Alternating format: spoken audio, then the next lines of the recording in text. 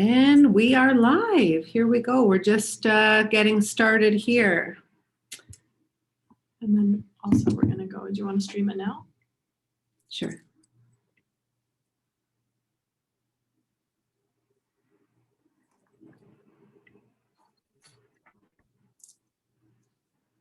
Turn my phone off.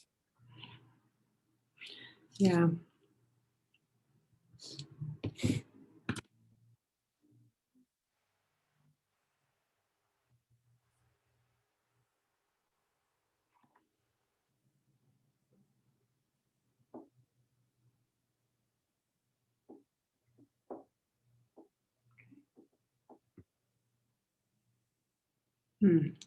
I'm just going live. I don't know how to mess around with it. So. Okay, we'll start in a poll with a poll in a second here. We're just getting connected to Facebook. You are? Cool. All right. So you're live. Everything is good. So now, perfect. Great. Well, let's start with a poll and then we will introduce ourselves and get started very shortly. Mm-hmm. Is it already up? Yeah, so we're just going to go here. Which one? Let's just go here. You want to do that one first? Mm-hmm. Do you want to wait though? Or Sure. yeah, we'll just wait a few minutes until, so that way they don't just see that. Yeah, well, we will. Yes, we could just start with, well, it's actually 12:29, getting a little ahead of myself. So we'll wait a minute and just get hydrated for now.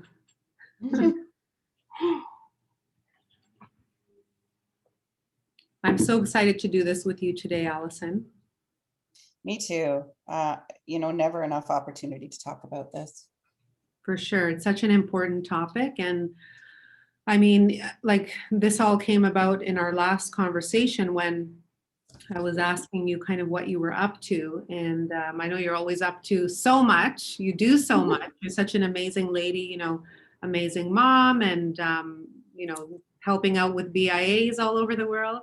But anyhow, and then, I think it was last summer where you told me you were looking into the death doula course. Was that, I think, where this whole thing started? Or yeah, it's been almost 4 years now, actually. Oh, wow. Okay. Yeah. Incredible. But I think with, COVID, we lose track of time. For sure. So you kind of like, when you say it's been 4 years, like, was it like you got, like, how did you get into this line of work or being kind of interested in it? So someone actually suggested it to me. It was my massage therapist. After months of lying on her table and talking to her about, different things that I'd experienced in my life and situations I had been in, she just said one day, like, you should really be a death doula. And I was like, what is a death doula? I had no idea. So then I went home and I did some research, found a really great article on CBC about death doulas and the Institute of Traditional Medicine. And I looked into it and I registered. I said, yeah, this is exactly what I'm supposed to be doing. I could just feel it in my body that was what I was supposed to be doing. So for everybody that is joining us now and doesn't know what a death doula is, I know what a birth doula is, and I would say that's more mainstream in terms of, and even that being mainstream still isn't widely known in terms of what someone does in that capacity. But what is a death doula?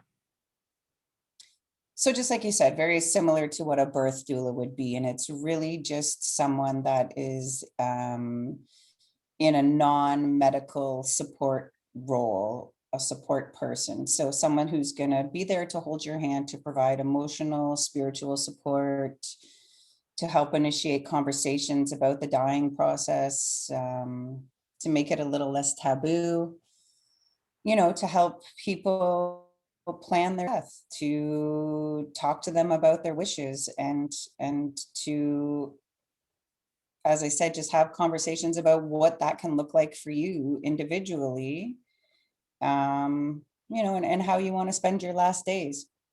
Yeah, and this is something I guess that is offered as like a course. You were saying, like, how does one become a death doula? There are even more so now. There are different options available here in Canada. There's different places that offer different courses. So the Institute of Traditional Medicine downtown Toronto is one place that you could do that. But there are many. There's Douglas College. There's many different ways that you can go about that now. And I think that even more so probably in the last couple of years, courses are being designed around this. So there's, you just have to Google it. There's lots of different opportunities, online courses that you can take. Very, very interesting. So for everybody that's just joining now, I'm here with Alison Juda. She calls herself an end-of-life consultant, and that's what we're going to be talking about today. Myself, Cynthia Ostos, team leader and broker here at the Cynthia Ostos real estate team. And I actually met you, Alison. I don't want to date myself, but it's been many years ago. We met, like just working together in the community. And then I ended up selling your house. I believe it was the night before my marriage, my wedding. Awesome. So we've had a long friendship, and you and I, as I was saying, we were having a conversation, I think it was like a month or so ago, and we started talking about what you were up to, and how the whole death doula thing was going, and we had some really great conversation around death. And I even got a bit emotional just like talking about it, because my parents are in their 70s. Thankfully, they're quite healthy individuals, so I'm so blessed for that. But it's like, it is really hard to talk about it. So like, why do you think that so many people kind of either don't talk about it, or like what's the taboo around this? You don't want to imagine a world without yourself being here, or without your parents being here, or your siblings, or whatever. It's very hard to look at that and to say, like, I don't even want to talk about you not being here, right? Like, that is not even a conversation we want to have. So it's not even talking about not being here. It's just opening a conversation about what does end of life look like for you? And it really can just be answering simple questions. Like the very first question that I would propose to anybody, if you can just answer the question, is burial or cremation? Do you want to be buried or do you want to be cremated? And then the conversation can stem from there. Yeah, right? like you had kind of mentioned that on our last chat, and I was like I honestly was like, I don't know what my parents want, right? And it's like, it's like when people pass and you don't have answers to like what they would have wanted, and you have to make these decisions, like it's just like you're in a place where you're like, is this even what they would have wanted? Like, well, and then so that's why I talk about healthy bereavement being possible. If we're not in a position that we have to make those choices for our loved ones under these really, harsh circumstances, and they have to be made right away too. So if someone wants to be buried, then that's something that needs to happen fairly quickly, right? Like how quick would you? Because I literally have no clue. Is it like days or? Yeah. So days. Like I would think in the most part, you have like a week to make these kind of decisions, and really we just want to grieve, we just want to cry, we just want to yell, we just want to scream, we just want to be able to go through those emotions without having to put everything else on that. So if you have like a checklist of, I know they wanted to be buried, I know they wanted to have a ceremony at this church, I know that they wanted to have a funeral, I know, like if those questions are already answered for you, then you can just grieve, you can just take that time. So I know what both of my parents want. I know what my husband wants. I know what my children want now. Wow. And if you can believe even your this, children. Oh my goodness. even my children. So one wants to be buried and one wants to be cremated. And they're 16 and 13. Yeah. Boy, oh boy, I'm getting old. I met them when they were so little. But that's incredible. And another thing you had shared with me that I just thought was so responsible and interesting is you said to me that you had on your computer a file that had, do you want to share what that file has on your computer? So I think about how I'm going to honor my mom or my dad when they're gone. And for the most part, we see these really beautiful, photo galleries or like walls or videos or stuff like that we do for our parents. And I think about how long that takes to plan that, like to go through all those pictures and find those meaningful pictures that represent the people that are gone, right? So I thought, why would I not take that burden off of my family? And two, I want the best pictures of me to be shown So true. at the most meaningful times in my life, like the pictures that really represent who I am and what were my happy moments. And so I've created a file on my computer of pictures, that I would like to have shown at my celebration of life or whatever we're going to call it. But I also have songs that I would like played that mean something to me. But I have everything. Like I would like to be cremated, and if possible, this is what I would like done with my ashes. If not possible, I understand that, because I would like to be distributed all over the world, different parts of the world that I've had vacations in or have meant something to me and my family. Mm-hmm. So it's telling my children and my husband that if it's possible, this is what I would like to happen, because I want them just to be able to grieve and to not have to worry about that planning. So you can even prepay for stuff. My father's prepaid for his cremation already. He's, my sister has prepaid for my mom's plot. So there's things that you can do so that those decisions don't have to be made, right? Yeah, and I think, like, obviously, you see things in the news where, like, whether it's like a car accident or someone gets cancer, like, all these things where it's like, death is like, there's no guarantee when it's going to happen. And sure, we all want to live till 100 and be like Hazel McCallion, but what if you end up dying in your 50s? Like, what if you, like, and the fact that you even had this conversation with your kids, it's like, these are things that most parents, I don't think, would ever think to ask their young, children, right? So, and I never would have before this course. I never really would have thought about it. And I think the biggest thing to take from all of this is that if you take 5 minutes to contemplate your own death, then I believe it's really going to teach you how to live your best life. Because you think about how you want to be remembered, right? When I leave this world, what is the impression I want to leave on people? So then you have to be mindful every day to make sure that you're living that life. Like, when I have an interaction with you, when I leave you, what am I hoping for in like, what was that last interaction like with you? Will you feel good about it? Will you be happy that you had time with me? Did I make you feel good? I want to make sure that the legacy that I'm leaving and how I want to be remembered is how I'm putting myself out there every day. yeah, I think that's really important too, right? that makes sense. I know that I have some more questions to ask you, Alison, but I do have a copy of I guess you have like a pamphlet that kind of has some, I think it's 10 questions. So some of them on here, do you want to maybe go through some that we think would be Sure. helpful for people, like where someone even starts to just even give this some thought?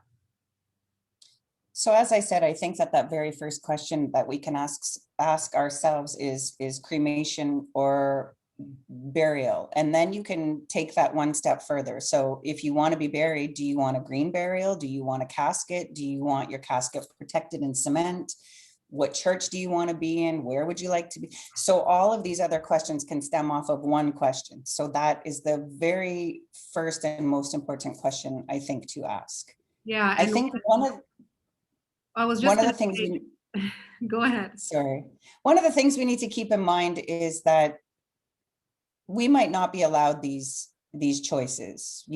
Our death might not be like that. You could die of a heart attack. You can, so when we talk about if you're going to be in a hospital, do you want to be in a hospital, or would you prefer to be in hospice, or would you like to be home? So those are when you think about terminal illnesses, cancer and things like that, that you can, because, realistically, I don't think anybody would ever answer yes to, I want to die in a hospital. So if given that choice, where would you like to be then? Yeah, no. And I was just going to say another thing to add is that I think a lot of people surprisingly still don't even have a will. And the question around which after our conversation, I asked my parents, I said, hey, I remember years ago you did a will at some point, where is it? Because if God forbid something happens to them, it's where do I even find your will, or, where important paperwork, Yeah.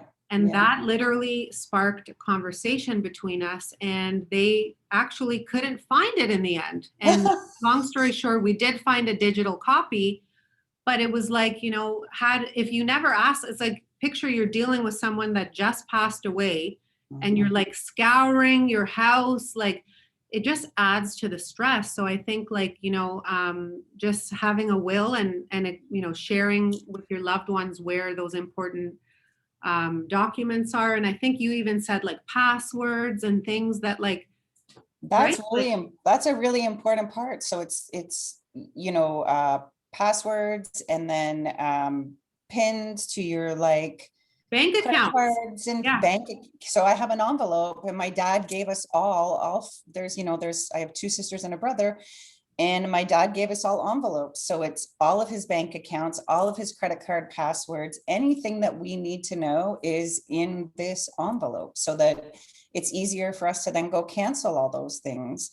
And maybe that's why you would hire a death doula, because maybe you want someone to hold your hand through that process, because that process alone can be super tricky to navigate, and you don't know where to go to find these things, right? So there's lots of things that we don't know. Things like, when someone dies, the body doesn't need to be taken away right away. I just saw this really beautiful story of a girl who had held vigil for her dog in her living room for 2 days. Her dog stayed in her living room for 2 days. The neighborhood kids came to say goodbye. It was this really beautiful story, and we don't even know that we're allowed to do these things, or how would we even do that? Honestly, I'll just share with you, my dog, this was about a month ago. She was on death's doorstep. And I also had no clue that I could basically hire someone to come into my house and essentially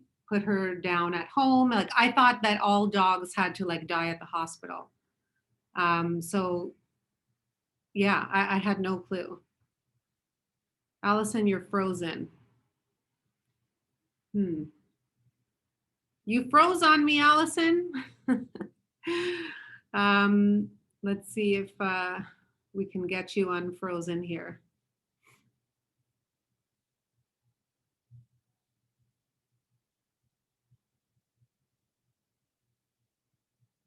I think we lost Alison. I'm hoping she jumps back on, but yeah, it was incredible. Everything that I learned, just, having to deal with the potential death of my dog, and, reaching out to friends that have dealt with this. Like Alison said, it's you don't know what you don't know, right? And I had never dealt with this before. I never even looked into it. So just like she was saying, let me see if I can just see if I can get Alison back online.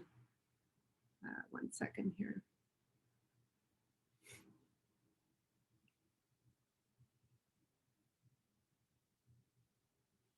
Oh, we got Alison back. Can't hear you. Gotta love technology, guys. But Alison's back. I was just sharing, Alison, I don't know where we ended off there, but the fact that my dog was going to pass away potentially. And so I started reaching out to friends, and I found out that, like you just said, you can actually have your dog put down at home. Yes, you have to pay extra for this sort of thing, but I had no idea. So yeah, so you're saying, what are you saying then about if someone passes away, that you don't have to deal with the body? Like, I don't know what, in terms of a human. No, I mean, if, like, for instance, if an experience with a friend's father just passed away, and he was in his own home when he had died, and one of his daughters was a nurse, and it was really lovely, but he died in his own home, and they literally stayed with him for the next 12 hours. They lit candles. My girlfriend grabbed her daddy's guitar and played his guitar, and other family members came over. Wow. And there was no hurry. We think that there's a hurry. We think, and I think because we're in shock. When someone dies and you're at home, you pick up the phone and you call the funeral home or whoever, come get my family member. And we don't need to do that. We can really, if you have everything in place properly, you can keep people at home for up to 5 days. Really? You'd need dry ice, and you need Yeah. all of these things that come along with that. But 12 hours is not a long time to keep a person at home with you. And I had another girlfriend who the same, her mother died at home, and hearing her story of how her mother had passed away throughout the morning hours, and her kids were there, and they got up in the morning and they made breakfast, and grandma was in the other room.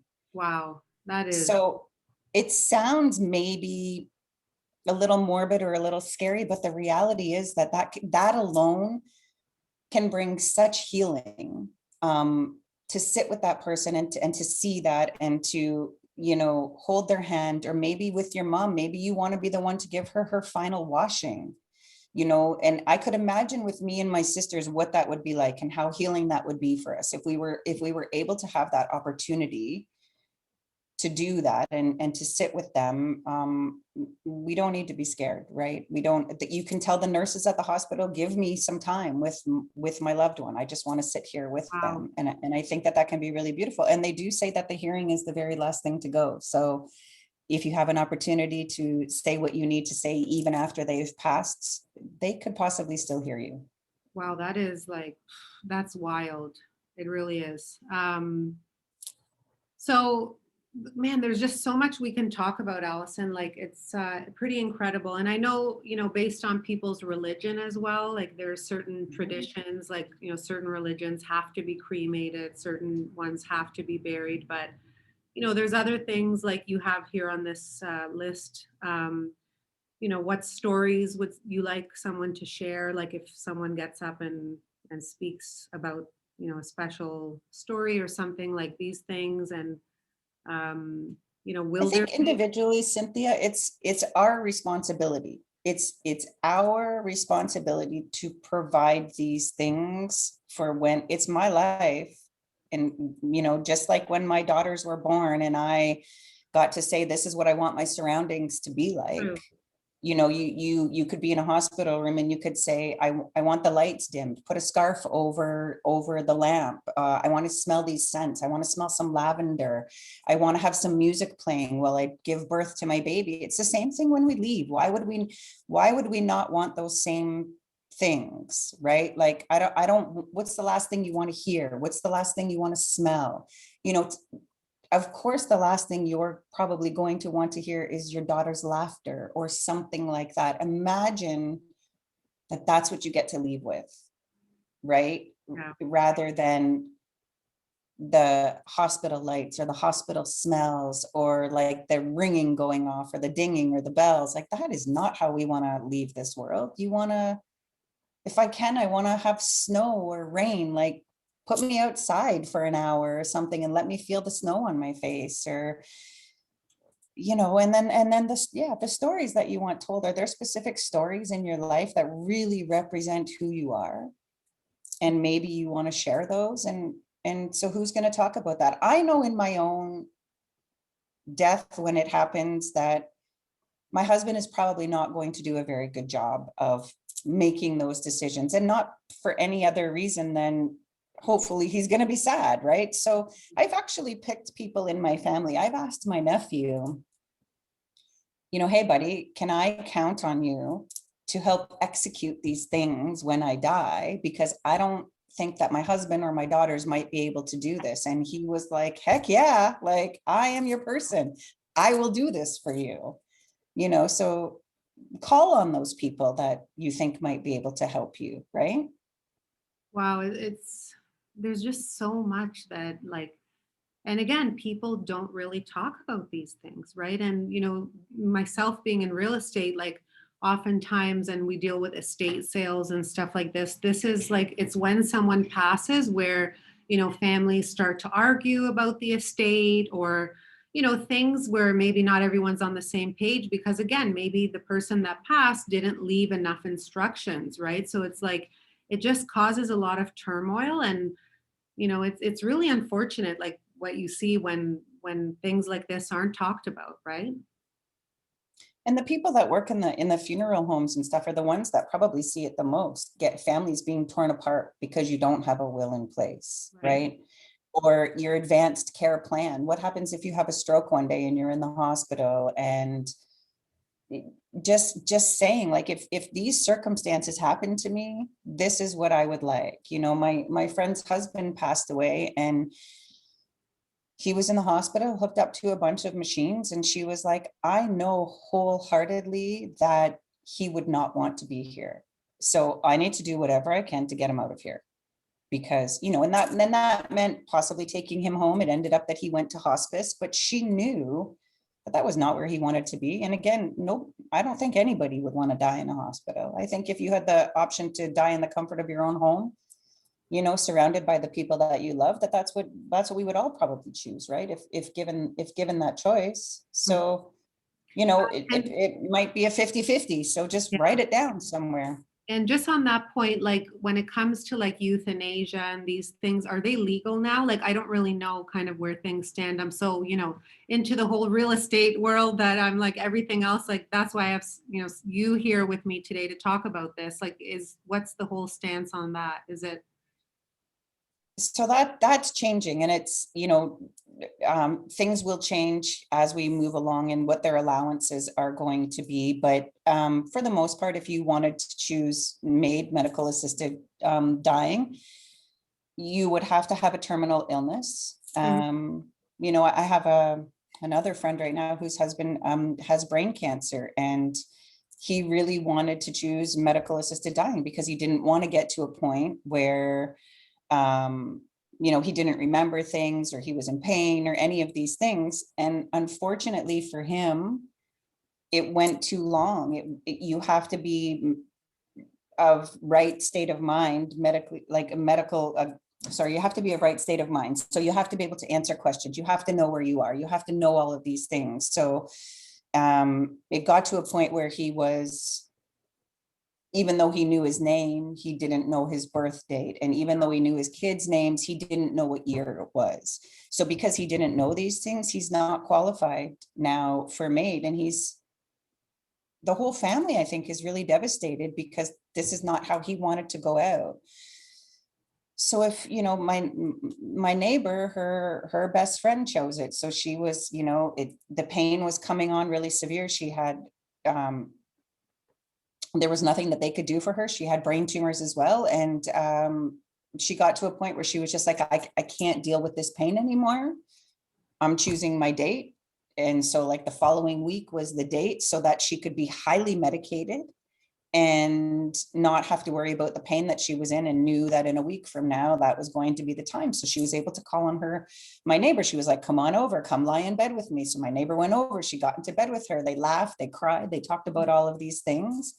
And, and then she chose to have medically assisted Wow, aid and die. some heavy stuff, it's like, it's so hard to hear because, I wake up every day thinking like, another day of life, I'm so blessed and I'm so lucky, right? Like, and that's what it is. It's like nothing's guaranteed, right? Like how long we'll be here, and just got to live each day like it's your last, right? So I mean, I think just being proactive and some people even like, when we sent out this webinar to our database and whatnot, I got, some responses, and people were like, who died? And it's like, well, nobody died, but not like that wasn't the reason that, I was doing this. It's kind of like, I'm someone that I'm super responsible. I love to be proactive in many areas of my life. And I just thought, that you had so much information to share that like we just had to talk about this, right? Because it's so like taboo and still just like brushed under the rug, right? So I'm just so grateful that we're on here doing this, Alison. And, I guess my next question would be, so an end of life consultant and like in your capacity, like how can you help someone, let's say that wants to be proactive, that wants to like, what are the services that you would offer, let's say, or how does that work? So right now I'm creating a booklet so if I was hired as a consultant, if I was going to give you my services, I would come to you and I would bring you this booklet of questions that need to be answered. I can sit and consult with you for an hour and just leave the book with you, or we can work out a plan that I will come back and we will work through the book together, and I will challenge you to think about things maybe you're not thinking about, and go over like each section, each chapter with you, maybe over 5 different sessions or something, and work you through that. There's hundreds of questions. I think they say there's like 100 and something questions that need to be answered when someone dies. Wow. So if I can find those, I've broken it down to 10, but if I can really realistically look at like 50 of the most important things that will need to be done, that you saw one day I shared, my life was good. It was a box, and it was just of stuff that you're going to need to know when I die. And if we could all just create a book or a box or something like that, when we die, and it's not if, we have to change that verbiage, right? It is not if we die, it is when we die, because we're all going to die. So when we die, here's what I've left for you. Everything you need to know is in this book, or everything you need to know is in this box. So really just sitting down and consulting with people. What does your best death look like for you? If you can imagine that, what would that be like? And let's try to see how close we can come to that, or let's try to make that possible for you. And if we can do that, great. And even just those little things. So I'd love to sit down and consult with people about what their best death looks like and how to get there. Or just sitting down with you and talking about how to have these really hard conversations with your family members. I think for me, honestly, I said, if nothing else comes from this, I have my mother and father-in-law and my mom and dad. So there's 4 people in my life who are into their 70s now, that if all I get to do is to help facilitate the 4 of them having a good death, and to be able to help my family members have healthy bereavement, then my job is done. If I can take that one step further and encourage people to have conversations with their family members, even better. If I can create a space for death doulas to be, I'm working really hard right now with long-term care homes and looking at why they don't have someone like that, employed within a long-term care home. I think if each home had a couple of death doulas whose job was to do nothing but solely be present for people at end of life to ensure that nobody dies alone, then I think that would be wonderful as well. That's incredible, Right. Alison. It's so incredible, like everything that I've learned about this so far, and just like that there are people like you out there. So it's really incredible. I'm going to open up the chat here now if anybody has any questions for Alison or myself. But I'm sure there's so many takeaways from this. And, we will have the replay. So if you're watching on the replay and you have questions, just, comment in the thread. And yeah, it's just incredible stuff. How many death doulas do you think are there in Ontario? Is this like a certified thing, or how would one even know where to, like if someone's certified or any of that sort of stuff? I think there's a lot more than what there were when I started. I think if anybody's been watching in the news, Elvis Presley's granddaughter just went to school to be a death doula. Really? And that's kind of all over the place right now. In the United States, it's much bigger than it is here. Western Canada, out in BC is really big. In Australia, it's very big. But I think that really we're just relearning something that we already knew. Chances are that if you talk to your parents or your grandparents, funerals took place in the living room. We didn't go into funeral homes. We're just relearning something that we already know how to do, and that's to take care of our dead. So we're just helping people kind of relearn. It went to a spot where, you know, it was really big into funeral homes, and we didn't want to have to do that work. You know, but now I think that we're kind of coming back to that. So I think that, you know, there's like death doula networks. If you were to just Google death doula now, I think that you can, there's a lot of places where you would be able to find someone that would help you do that work, for And I sure. just think, like, during COVID, obviously there's been so many deaths, and like the rules around like how many people can go to a funeral, and like I just can't imagine. Like, I have friends that lost, like, you know, grandparents, and I have family myself that we lost, and it's like how do you like grieve and go through this process when you can't even go to a funeral? Like, it's just I can't even imagine. So my heart goes out to all the people that have dealt with that. Yeah, me too. And it's very heartbreaking to think that in this last year, how many people have had to die alone. You know, either with holding a phone up, Dad, I love you, you know, but that to me is very sad. No one should ever have to die alone. No one should ever have to die alone, right? Yeah, no, I agree. I don't know if Alison, can you see the chat there? Someone just put in a message here saying, can you see it, Alison, or do you want me to read it? Yeah, I just kind of saw that quickly. It's someone saying that, do you want to read it, Alison, or can you see it? Yeah, it says, I can imagine how much energy it would free up for me in my life to create the box that Alison mentioned. Knowing that I've got my wishes sorted will also help me have the conversation about what others in my family want, and perhaps help them document it. I'd love to hire you, Alison, to help me. There you That's go. wonderful. And I think that that's just it. So if we, as you know, women, can start taking on that role of thinking, what does it look like for me? How do I create this box? And then how do I help the rest of my family and friends do this? Yeah, because, like, you know, we work so hard. Like, you know, I think of myself and my husband, and it's like we're so passionate and we love what we do. And it's like at the end of the day, it's like, well, if you don't really, you know, like let people know, like, what was your legacy? What were your passions? How do you want to be remembered? You know, I can't even get my husband to go to the doctor sometimes. I'm sure you can relate. So it's like, would he want to do a box like this? Probably would never get around to it, you know? So I think sometimes we have to get on people's case, you know? Well, and just think about that for a second. And we don't want to think about someone dying, but think about if something happened to your husband. He's a very big family, you know, and the last thing you would want is to have, you know, any animosity, any fighting, anything, because maybe his parents think one way and you think it should be done another way. And God, it's our job to tell people what we want so that nobody has to worry or have disagreements or fights. Or why would you want that? Why would you? And I'll say that to my mother and father-in-law, like, you don't want your children fighting when you're gone. So as much information as you can give right now, you owe it to them to do that. Yeah, no, I couldn't agree more.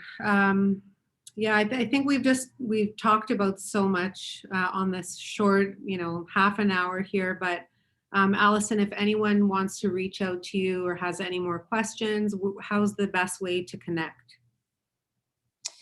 You can call me or you could email me, and it's very simple. It's alisonjuda@gmail.com. Or you can reach me at 416-452-5682. Amazing.